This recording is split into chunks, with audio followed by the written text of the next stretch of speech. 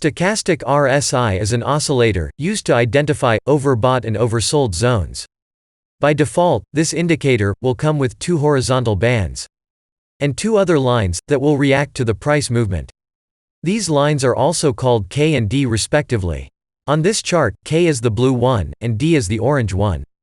Strategy to take trade using this indicator is very similar to the RSI indicator strategy that I tested last time.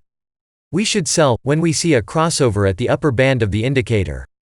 In simple words, we should enter a short position when we see the blue line crossing below the orange line. Similarly, we should buy when we see a crossover at the lower band of the indicator. In simple words, we should enter a long position when we see the blue line crossing above the orange line. But we can't just buy or sell as soon as we see a crossover.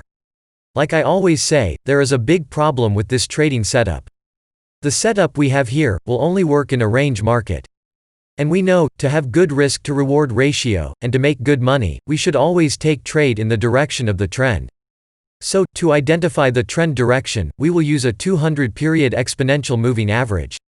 If the price is above the moving average, we will only look to buy. And if price is below the moving average, we will only look to sell.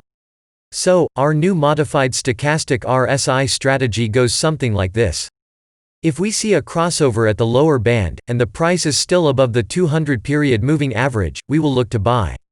Similarly, if we see a crossover at the upper band, and the price is still below the 200-period moving average, we will look to sell. So, the